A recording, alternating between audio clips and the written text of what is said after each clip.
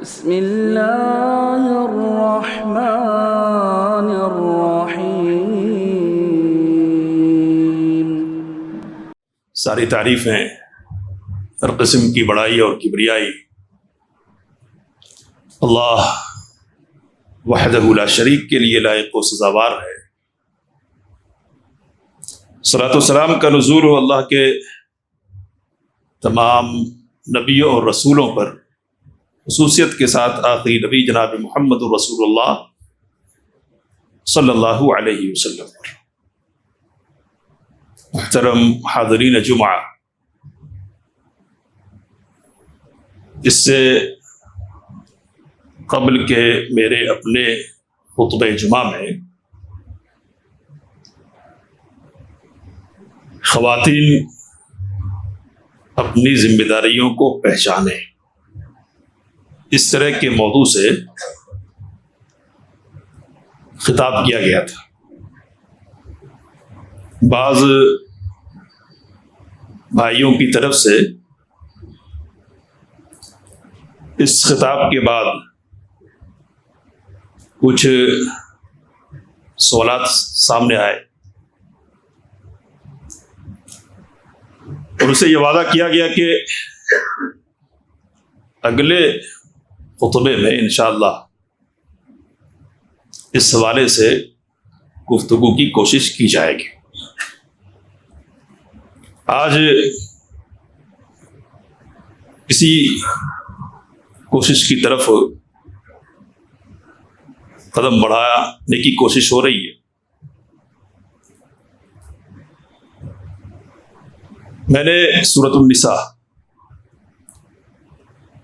آیت 34 آپ کے سامنے پڑھی ہے۔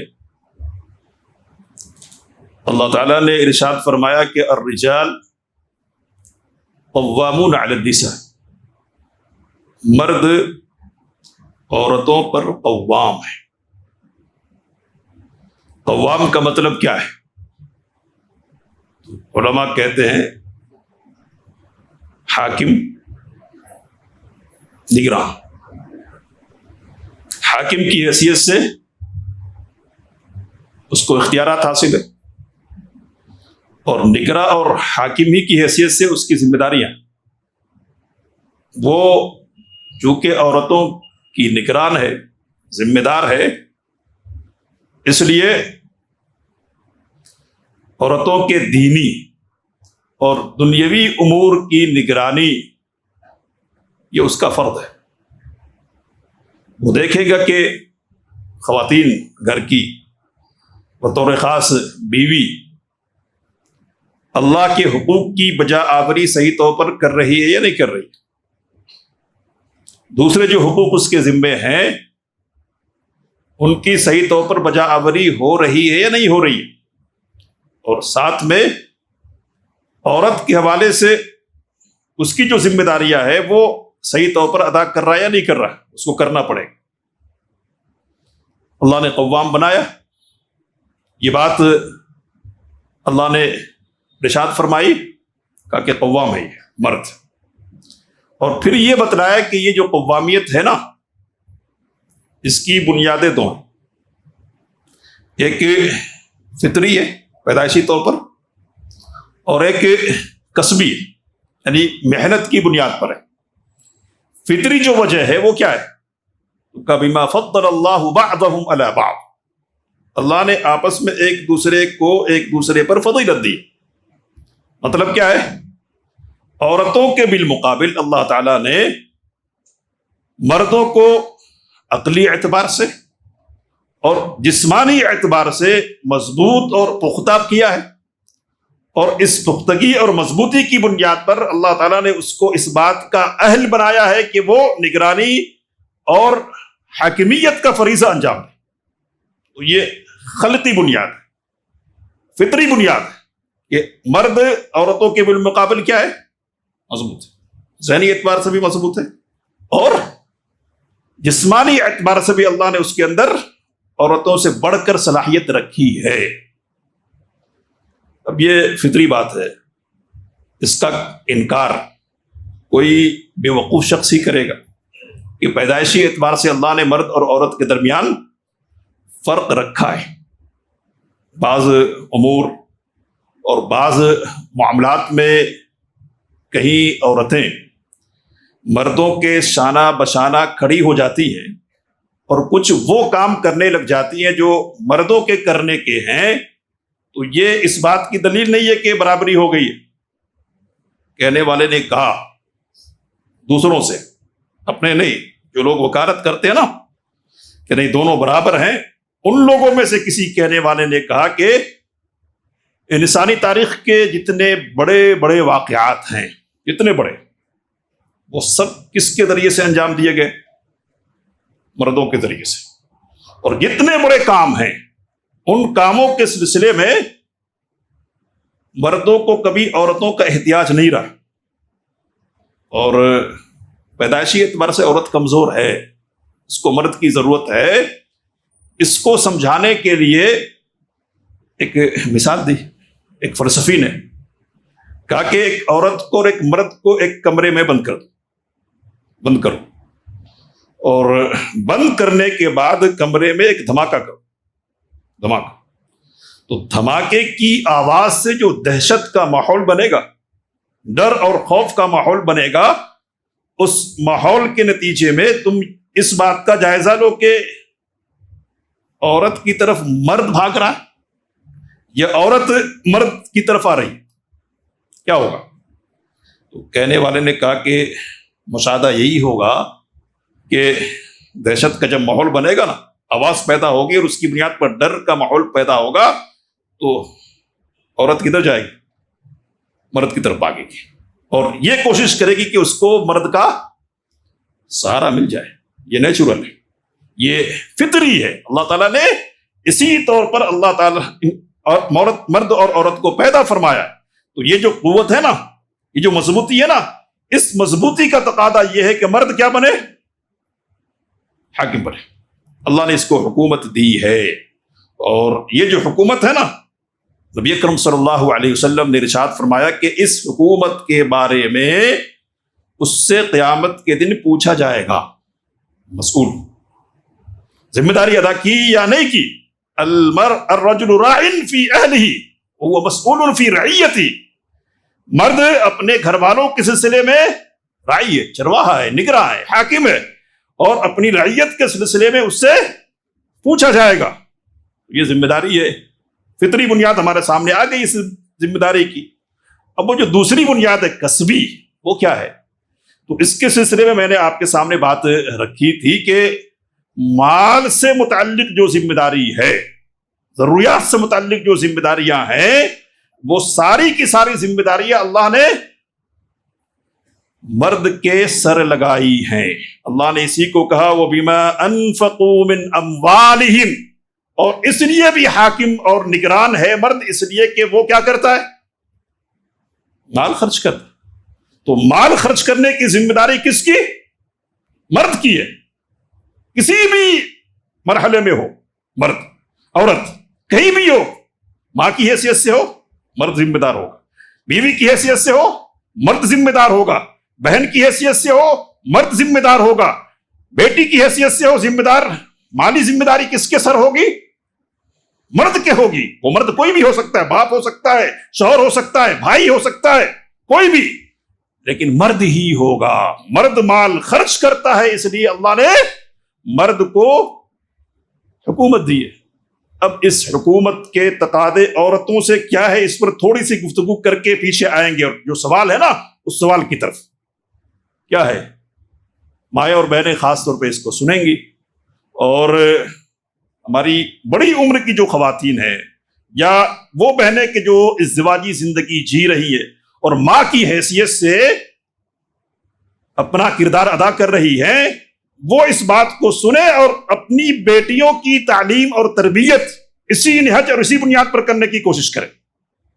یہ سوچ کر پچھلے خطبہ جمعہ میں بھی میں نے یہ بات رکھی تھی کہ ایک دوسرے کے حقوق بیان کیے جاتے ہیں نا، تو مردوں کے حقوق بیان کیے جائے تو خواتین منہ چڑھاتی ہے، ناک، اور خواتین کے حقوق بیان کیے جائے نا تو مردوں کو بے چینی ہوتی ہے. حالانکہ بات الٹی ہونی چاہیے تھی. کیا کہ عورتوں کے حقوق بیان کیے جائیں تو مرد کو خوش ہونا. کیوں خوش ہونا؟ اس لیے کہ ہماری ذمہ داریاں بیان کی جا رہی ہیں، اور ذمہ داریاں ادا کریں گے تو کیا ہوگا. میں نے آپ کے سامنے یہ بات رکھی تھی کہ ذمہ داریاں ادا کریں گے تو جہاں سے آئے ہیں وہاں صحیح طور پر لوٹنا نصیب ہوگا. اور مردوں کے حقوق بیان کی جائے تو خواتین کو خوش ہونا چاہیے. کس لیے؟ ادا کریں گی، معلوم ہوگا، شرعی احکام معلوم ہوں گے، صحیح طور پر ادائیگی ہوگی تو پھر کیا ہے، لوٹیں گے اس جگہ پر کہ جس جگہ کی صفت اللہ نے بیان کی تھی کہ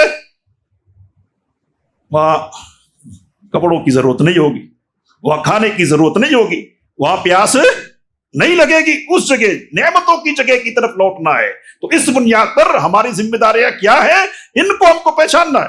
اللہ نے کہا فالصالحات، تو نیک عورتیں وہ ہیں، کون ہیں؟ قانتات، جو فرما برداری کرنے والی ہیں. کس کی فرما برداری؟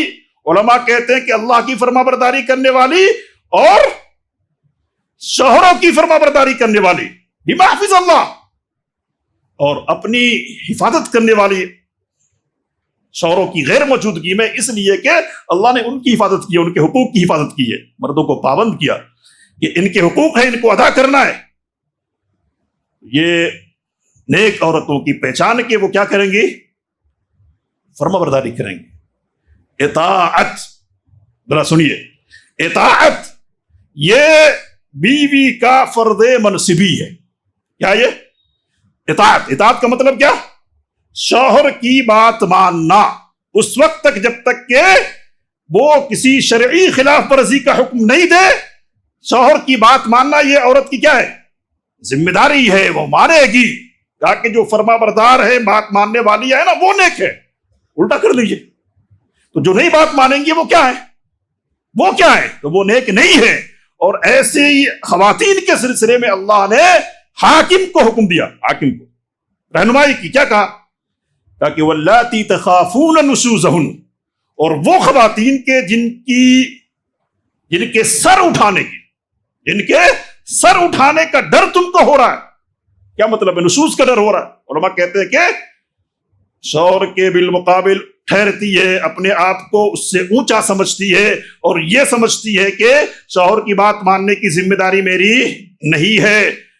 بات کہتا ہے کرتی نہیں ہے، مخالفت کرتا ہے، اعراض کرتا ہے، اور اس طرح کا رویہ اختیار کرتا ہے کہ وہ اس کا حاکم نہیں ہے. تو ایسی عورتوں کے سلسلے میں اللہ تعالیٰ نے کہا کہ فعیدوہن، نصیحت کرو، وعظ کرو. وعظ کس کو کہتے ہیں؟ ڈراؤ. نہیں ماننے کا نتیجہ کیا ہونے والا ہے، اور رغبت دلاؤ کہ مانو گے تو پھر کیا ہونے والا ہے. ماننے والی جو عورتیں ہوں گی ان کے لیے جنت ہے. اطاعت بعلہا کی حدیث آپ کے سامنے آ چکی ہے. اور جو نہیں مانیں گی نا، ان سے ناراض ہو تو کیا ہے؟ تو نبی اکرم صلی اللہ علیہ وسلم نے کہا کہ جو عورت اس طرح رات گزارے کہ اس کا شوہر اس سے ناراض ہو تو رات بھر فرشتے اس پر لعنت کر رہے ہوتے ہیں. رات بھر، جب تک کہ اپنے شوہر کو وہ راضی نہ کر لے. نہیں ماننے کا نتیجہ، ماننے کا نتیجہ جنت ہے، اللہ کی رضا اور اس کی خوشنودی ہے. نہیں ماننے کا مطلب یہ کہ لعنت کی مستحق ہو جا رہی ہے، لعنت ہوگی اللہ تعالیٰ کی طرف سے. یہ جو مقام ہے نا شوہر کا، یہ بڑا مقام ہے. اور میں آخر میں جو بات کہوں گا اس مقام کے ساتھ جڑی ہوئی بات ہے، اس کی طرح سمجھے اس کو خواتین خاص طور پہ، کہ یہ بڑا مقام ہے اور اس سے بڑھ کر کوئی مقام ہو ہی نہیں سکتا کہ نبی اکرم صلی اللہ علیہ وسلم نے کہا کہ لو كنت آمر احدا ان يسجد لاحد، اگر میں کسی کو حکم دیتا انسانوں میں سے کسی کو سجدہ کرنے کو، وہ کون تھا وہ نبی اکرم صلی اللہ علیہ وسلم نے کہا کہ لامرت المسجد ان يسجد لزوجها او لبعلها، عورت کو حکم دیتا کہ وہ اپنے شوہر کو سجدہ کرے. سجدہ معمولی چیز نہیں ہے، عبادت کی انتہائی شکل ہے. وہ اپنے آپ کو بالکل ذلیل کر دینے اور پرست کر دینے کی حالت ہے. تو اس حد تک بات کی ہے کہ اگر اللہ کے علاوہ کسی کے لیے یہ اس کو جائز کرتا نا، اس کے لیے کس کے سامنے جھکا دیتا عورت کو؟ کس کو جھکا دیتا؟ عورت کو جھکاتا. کس کے سامنے جھکاتا؟ شوہر کے. تو یہ شوہر کا حق ہے جو اللہ تعالیٰ نے اس کو دیا ہے، شریعت نے اس کو دیا ہے. کوئی اس حق کو ادا نہیں کرتی ہے، کیا کرنا؟ نصیحت کرنا زبانی طور پر. سمجھو ذرا بھلائی کیا ہے، برائی کیا ہے، منافع کیا ہے، نقصانات کیا ہے، اس طرح کی نصیحتیں کرنا. اور کہا کہ پھر بھی نہیں مانے تو، سمجھ میں بات نہیں آئے تو وہجرہن فی المضاجع، بستر الگ کر دو، بستر الگ کر دو. کہنے والوں نے کہا کہ ایک عورت اگر عورت ہے اور اس کی نسوانیت محفوظ ہے تو یہ سمجھنا چاہیے کہ وہ اپنے شوہر کی جدائی برداشت نہیں کر سکے گی. اور یہ جو وقتی طور پر اس کو الگ کر دینے کی بات کی نا قرآن مجید نے، شوہر نے اس پر عمل کیا تو یہی اس کی تنبیہ کے لیے چیز کافی ہو جائے گی. اور جو حرکت اس کی طرف سے ہو رہی ہے نا، وہ حرکت چھوٹ جائے گی، اس سے باز آ جائے گی. بستر الگ کرنا، گھر سے الگ نہیں کرنا ہے. کہاں الگ کرنا ہے؟ بستر الگ کرنے میں کیا ہے؟ شوہر ہے بھی لیکن کیا ہے؟ پاس نہیں ہے. پاس کا احساس بھی ہونا ہے اور ساتھ کا احساس نہیں بھی ہونا ہے. پاس ہونا ہے، ساتھ نہیں ہونا ہے. یہ صورت پیدا کرنی ہے کہ اگر یہ بھی بات نہیں بنے اس سے بھی تو فضربو، مارو. یہ اختیار کس بنیاد پر؟ یہ حاکم ہونے کی بنیاد پر ہے. اور یہ 3 درجات ہیں. علماء کہتے ہیں کہ یا تو ترتیب کی بنیاد پر اس پر عمل کرنا ہے، یا ضرورت پڑے تو ایک ساتھ ان ساری باتوں پر عمل کر سکتے. حالات کے مطابق جو کرنا ہے کرے. یہ شوہر کا مقام ہے. میں نے محسوس کیا کہ ہماری بعض خواتین ماؤں کی حیثیت سے، بیویوں کی حیثیت سے شوہر کے اس مقام کو نہیں پہچان رہی ہے. مغربی تعلیم کے زیر اثر، مغربی ماحول کے زیر اثر، برابری کے نعروں کے زیر اثر یہ سمجھتی ہے کہ نہیں ہر بات کیوں ماننی ہے، کیوں مانیں گے؟ نہیں ماننا ہے. جو سمجھ میں آئے اس کو مانیں گے، جو سمجھ میں نہیں آئے نہیں مانیں گے. تو نہیں مانیں گے تو پھر کیا ہوگا؟ حکومت گرے گی، انتشار پھیلے گا، انارکی کا ماحول بنے گا، اور پھر اس کے نتائج سامنے آئیں گے. نتائج کیا ہوں گے سامنے؟ تو پتا چلا کہ کورٹ اور کچہریوں کے چکر لگائے جا رہے ہیں. اور مجھ کو مشاہدین میں سے بعض لوگوں نے بتایا کہ صورتحال یہاں تک پہنچتی ہے کہ وکلاء، ایڈوکیٹس حضرات اس صورتحال کا فائدہ اٹھاتے ہوئے عزتوں کے ساتھ کھلواڑ کرتے، ایک کے سامنے جس کے سامنے جھکنے کا شریعت نے حکم دیا ہے اس کے سامنے نہیں جھکنا ہے، باقی پتہ نہیں کہاں جھکنا پڑتا ہے. اطاعت کرنی ہے. عورت کو کیا کرنا ہے؟ اطاعت. اس کی تربیت ہم کو اپنی بیٹیوں کو کرنی ہے. اور ایک بات میں نے اس سے پہلے درس میں کہی ہے، دہرا رہا ہوں کہ ایک حکومت بڑی ہے، جانتے آپ، ایک چھوٹی حکومت ہے. بڑی حکومت کے سلسلے میں نبی اکرم صلی اللہ علیہ وسلم کی ارشادات ہیں بہت سارے. میں صرف خلاصہ بیان کر رہا ہوں اس لیے کہ ٹائم کم ہے.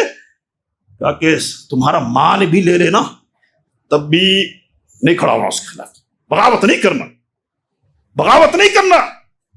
کہا کہ جب تک صریح طور پر کفر نہیں دیکھ لو اس وقت تک اس کے خلاف اٹھ کھڑا نہیں ہونا حاکم وقت کے خلاف. بڑی حکومت کیوں اتنی تاکید ہے؟ اس لیے کہ حاکم ہے نا تو ایک نظم ہے، لوگ ایک دوسرے کے حقوق کو پہچانتے، ان کی ادائیگی کا سامان ہوتا ہے. اور حاکم نہیں رہ جائے نا، اس کے حقوق نہیں پہچانے نا تو انارکی پھیلتی ہے. جو جیسا چاہے کرے، چوری ہو، ڈاکہ زنی ہو، اور فلاں ہو، پتہ نہیں کیا کیا ہو. جس طرح چھوٹی حکومت کے سلسلے میں صبر کرنا ہے نا، بڑی حکومت کے سلسلے میں صبر کرنا ہے، اسی طرح چھوٹی حکومت کے سلسلے میں بھی صبر کا مزاج ہونا چاہیے. ہماری بہنیں، ہماری مائیں اس کو سمجھیں اور یہ سمجھے کہ جو صبر ہے نا دنیا میں یہ بھی کوئی چیز ہے. کیا یہ صبر بھی کوئی چیز ہے کہ جس کا بدلہ اللہ تعالیٰ دے گا. اگر تھوڑی دیر کے لیے یہ سمجھ میں آئے کہ نہیں میرے جو حقوق ہیں میرے سارے ادا نہیں کیے جا رہے ہیں، کیا کرنا؟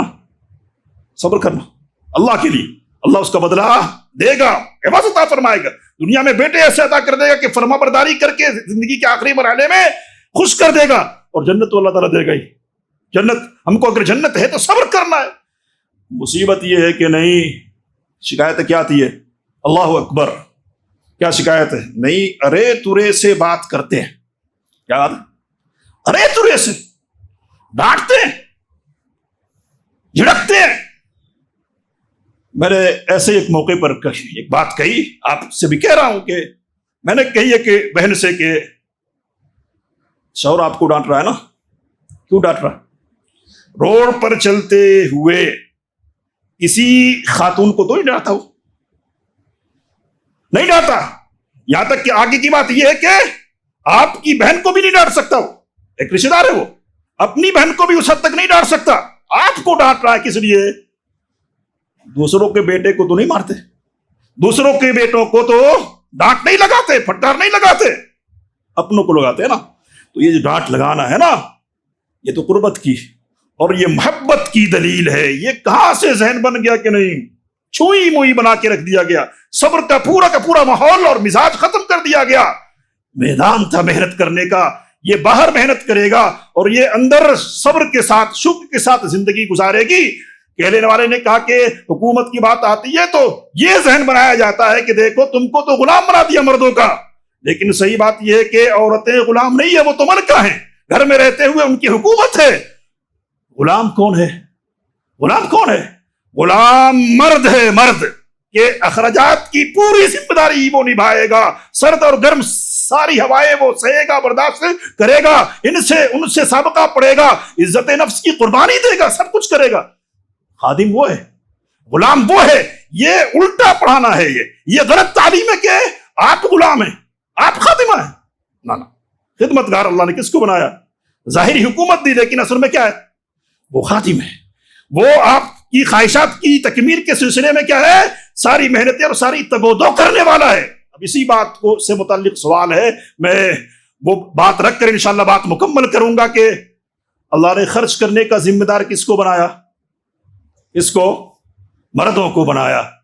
سوال یہ آیا کہ خواتین کی یہ ذمہ داری ہے، ان کو یہ کرنا چاہیے، خواتین کو باہر نہیں نکلنا چاہیے، معاشی مسائل سے متعلق کوئی سی بھی ذمہ داری ان کی نہیں ہے. لیکن بعض ہمارے مرد حضرات ہیں جو اپنی ذمہ داری نہیں پہچانتے ہیں، گھروں میں بیٹھے رہتے. معاشی جو محنت اور تگودو اور کوششیں ان کی طرف سے ہونی چاہیے، وہ تگودو اور وہ محنت ان کی طرف سے نہیں ہوتی ہے. بعض تو وہ بے غیرت ہیں کہ جو اپنی بیویوں کو مجبور کرتے ہیں کہ جاؤ تم کماؤ، کما کر کھلانا تمہاری ذمہ داری. نعوذ باللہ. کمانے کے لیے کیا کرتی ہے؟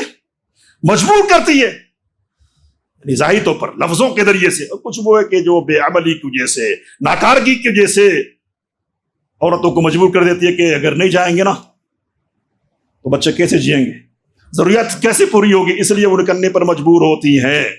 کیا ہے یہ؟ اس سلسلے میں شریعت کیا کہتی ہے؟ تو حضرت عبداللہ بن عمرو بن عاص رضی اللہ تعالی عنہ ہیں، بڑے مشہور صحابی ہیں.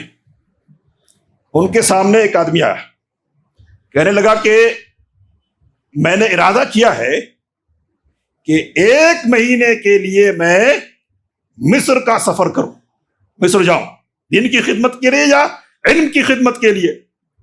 حضرت عبداللہ بن عمرو نے رضی اللہ عنہما پوچھا کہ تمہارے گھر کے جو لوگ ہیں کیا تم نے ان کی ضروریات کا سارا سامان کر دیا ہے 1 مہینے کے لیے؟ کر دیا ہے؟ کہنے لگا کہ نہیں. تو کہا کہ اگر نہیں کیا نے تو پھر نبی اکرم صلی اللہ علیہ وسلم کی حدیث سنو. نبی اکرم صلی اللہ علیہ وسلم نے کیا ارشاد فرمایا؟ کہا کفا بالمرء اثما ان یضیع من یقوت. آدمی کے گنہگار ہونے کے لیے یہ بات کافی ہے کہ وہ ان لوگوں کو ضائع کر دے کہ جن کو کھلانے کی ذمہ داری اس کی ہے. بیوی کو کھلانے کی ذمہ داری کس کی؟ شوہر کی ہے. بچوں کو کھلانے کی ذمہ داری کس کی؟ باپ کی، شوہر کی ہے. اس ذمہ داری کو ادا نہیں کر رہا ہے، کدھر جا رہا؟ گھر میں بیٹھ کے ہاتھ پاؤں توڑ کے بیٹھا ہوا نہیں ہے. جذبات کون سے ہیں ذرا سنیں. ایسے لوگ بھی ہیں، اب بھی ہیں، ہے نا. نہیں اللہ کے دین پر اللہ کے دین کے لیے نکل جائے، اللہ دیکھ لے گا، اللہ دیکھ لے گا. نا حضرت عبداللہ بن عمرو نے حدیث سنائی کہ اگر ضائع کرو گے نا، یہ دین کا کام نہیں ہوگا، یہ نیکی کا کام نہیں ہوگا. کیا ہے؟ یہ گناہ کا کام ہوگا. آدمی کے گنہگار ہونے کے لیے کافی ہے. جو کام نہیں کرتے نا جو لوگ، ان کا معاملہ تو الگ، دین والے کے لیے یہ بات کہی جا رہی ہے. ذرا غور کریں. حضرت عبداللہ بن مبارک رحمۃ اللہ علیہ امیر المؤمنین فی الحدیث، بڑے امام جلیل القدر، جہاد میں شریک ہیں. جہاد میں اپنے ساتھیوں سے کہنے لگے کہ یہ بتلاؤ کہ ہم تو جس حال میں ہیں نا، جہاں ہیں وہ تو تم کو معلوم ہے، ہاں اللہ کے راستے میں کھڑے ہیں جہاد کرنے کے لیے. کہا کہ اس سے بھی بڑا عمل بتلاؤ، بڑا عمل. کہا کہ اس سے بڑا عمل کون سا ہو سکتا ہے، جہاد سے بڑا عمل کون سا ہو سکتا ہے. کہا کہ اپنے بچوں کی حفاظت، ان کے اخراجات کی دیکھ ریکھ اور ان کے لیے سہولت فراہم کرنا، اور رات میں اٹھ کر چیک کرنا کہ ان کے جسم سے چادر اتر تو نہیں گئی ہے، چادر اڑا دینا. کہا عبداللہ بن مبارک رحمت اللہ علیہ نے کہ یہ اس سے بھی بڑا عمل. اب یہ بات آپ کو پریشان کرے گی، مجھ کو بھی پریشان کر رہی ہے کہ ایسا کیسے، جہاد سے بڑا کیسے؟ تو جہاد دوسروں کے لیے، اس کے لیے دوسروں کو لانے کے لیے، اور یہاں کیا ہے، بچانے کے لیے. جن کی دیکھ ریکھ نہیں کریں گے، دیکھ ریکھ کی ذمہ داری ہے، ان کو اگر ضائع کریں گے نا وہ ادھر ادھر چلے جائیں گے، بھٹک جائیں گے. تو حفاظت کو چھوڑ کر اشاعت کی طرف جانا یہ بڑا کام نہیں ہے. حفاظت پہلے ہے، مقدم ہے. اس کو سمجھے، حفاظت کرنی ہے. بے غیرتی کی بات یہ ہے، لکھنے والے نے لکھا کہ دوسروں کے سامنے ہاتھ پھیلانا، دوسروں کے سامنے ہاتھ پھیلانا یہ ذلت کی بات ہے. ذرا سنے کہہ رہا ہوں، دوسروں کے سامنے ہاتھ پھیلانا کیا یہ ذلت کی بات ہے. اور جو خرچ کرتا دیتا ہے نا، یہ اس کے اونچا ہونے کی دلیل ہے. یہ جو آیت میں نے آپ کے سامنے پڑھی ہے نا 34 نمبر کی سورۃ النساء کی، عورت کے بالمقابل مرد کے اونچا ہونے کی وجہ ایک کیا بیان کی گئی ہے؟ کیا؟ خرچ کرنا. تو جو بھی خرچ کرے گا نا وہ اونچا ہوگا. وہ مرد جو اپنی بیوی، اپنے بچوں کے اخراجات کے لیے تگودو اور محنتیں نہیں کرتا ہے، وہ ان کو دراصل اس بات پر مجبور کرتا ہے کہ وہ دوسروں کے سامنے کیا کرے، جا کے ذلیل کرتا ہے، ان کی عزت نفس کو ٹھیس پہنچاتا ہے، ذلت کا یہ سامان کرتا ہے. یہ جو ذلت کا سامان کرنے والا ہے نا، اس کو سننا چاہیے. کیا سننا چاہیے؟ نبی اکرم صلی اللہ علیہ وسلم نے ارشاد فرمایا، ما من عبد یسترعیہ اللہ رعیہ، کسی بھی بندے کو اللہ کسی جماعت کا نگراں بناتا ہے، یموت یوم یموت وہو غاش لرعیتہ، اور یہ شخص مرتا ہے اس حال میں کہ اپنی رعیت اور رعایا، جس کی دیکھ ریکھ کی ذمہ داری اس کی ہے نا، اس کے سلسلے میں خیانت کرنے والا ہے، ان کے حقوق کا خیال کرنے والا نہیں ہے. کہا کہ الا وحرم اللہ علیہ الجنہ، ایسے شخص کو سن لینا چاہیے. صحیح مسلم کی روایت ہے کہ اللہ نے اس پر جنت کو حرام کر دیا ہے. مجبور نہیں کرنا ہے، یہ ذمہ داری ادا کرنی ہے. اب چونکہ ٹائم نہیں ہے، ورنہ میں آپ کے سامنے رکھتا کہ یہ کتنا بڑا کام ہے. یہ اپنے بچوں کے لیے ضروریات کا سامان کرنا، بیوی کی ضروریات کا خیال کرنا کتنا بڑا کام ہے. کہ سب سے افضل دینار وہ ہے جو ایک آدمی کس کے لیے خرچ کرتا ہے، اپنی بیوی اور اپنے بچوں کے لیے خرچ کرتا ہے. نبی اکرم صلی اللہ علیہ وسلم نے کہا کہ اللہ کی رضا کے لیے ایک لقمہ بھی اگر اپنی بیوی کے منہ میں رکھتے ہو نا، اس پر تم کو اجر سے نوازا جائے گا. یہ اور اس طرح کی بہت ساری روایتیں ہیں کہ جن کی بنیاد پر یہ بات ہمارے سامنے رہنی چاہیے کہ مرد کی حیثیت سے ہم اپنے آپ کو پہچانیں، ہم اپنی ذمہ داری کو سمجھیں. بہت سارے لوگ ہیں، ایک کام آتا ہے ان کو، ایک ہی کام ڈھونڈتے رہتے، نہیں میں فلاں میدان کا ہوں، وہ نہیں مل رہی ہے نوکری نا، تو اس لیے نہیں کروں گا. اور پھر کیا کروں گا، پھر کیا کرنا پڑے گا؟ ضروریات ہے نا، ہے ضرورت ہے، تو یا تو خود کبھی آ جائیں گے یا بیویوں کو بھیجیں گے کہ جا کے. کیوں؟ یہ ذلت کی سب سے انتہائی شکل یہ ہے کہ دوسروں کے سامنے اپنی ضرورتوں کے لیے ہاتھ پھیلایا جائے. اس سے اپنے آپ کو بچانا ہے. اس ذلت سے بچانے کے لیے نبی اکرم صلی اللہ علیہ وسلم نے ایک ترغیب دی. وہ ترغیب رکھنا. اور ایک بات کہہ رہا ہوں، بات ختم کر رہا ہوں کہ نبی اکرم صلی اللہ علیہ وسلم نے کہا کہ تم میں سے کوئی کلہاڑی لے لے، جنگل کو جائے، لکڑیاں کاٹے، لکڑیوں کا گٹھر بنائے، اپنی پیٹھ پر لا دے، اس کو بازار میں بیچے اور اپنے چہرے کو ذلت سے بچائیے. اس کے لیے بہتر ہے کہ لوگوں کے سامنے وہ ہاتھ پھیلائے. کوئی چاہے تو دے اور کوئی چاہے تو روکتے. کہنے والے نے کہا علماء نے یہ جو محنت کی بات ہے نا کتنی ہے, لکڑی کاٹنا, پیٹھ پر لات کلانا, لوگوں کی نگاہ میں کیا ہے, یہ حقیر کام ہے, ذلیل کام ہے. نبی اکرم صلی اللہ علیہ وسلم نے کہا کہ ذلیل سے ذلیل اور حقیر سے حقیر, چھوٹا سے چھوٹا جو کام ہو سکتا ہے نا وہ کرے آدمی. ہاتھ پھیلانے سے اپنے آپ کو بچانے کے لیے. میں آخری بات کہہ رہا ہوں کہ جو مرد اس ذمہ داری کو ادا نہیں کرتے نا, ان کے سلسلے میں علماء نے لکھا کہ وہ حاکم ہونے کے اہل نہیں ہیں. وہ جو قوام بنایا نا قوام, تو یہ جو قوامیت کا منصب ہے نا, اگر اس فریضے کو وہ انجام نہیں دے رہے ہیں تو وہ اس لائق نہیں ہے کہ ان کو قوام بنایا جائے. عورت کو بغاوت کا حق ہے اس کے خلاف. اور بغاوت کیسے ہوگی؟ بغاوت یہ ہے کہ فسق یا خلا کا مطالبہ کر سکتی ہے وہ. تو عورتیں اپنی ذمہ داریوں کو سمجھے, گھر میں رہ کر شوہر کی اطاعت کرنی ہے, بچوں کی تربیت کرنی ہے, جنت کا سامان اس بنیاد پہ کرنا ہے. اور مرد اپنی ذمہ داریوں کو سمجھے, ناکارگی نہ پھیلائے سماج اور معاشرے میں. جو بھی کام ملتا ہے اللہ تعالیٰ کی طرف سے میسر ہوتا ہے نا, حلال رزق کے جو بھی ذرائع میسر ہیں آگے بڑھیں گے, اختیار کریں گے, اور اپنی ذمہ داری اخراجات کی تکمیل کے سلسلے میں جو اللہ نے دی ہے اس کو پوری کرنے کی کوشش کریں گے. اللہ صحیح باتوں کو سمجھنے اور ان کے مطابق ہم سب کو زندگی گزارنے کی توفیق عنایت فرمائے. آمین. وآخر دعوانا الحمدللہ.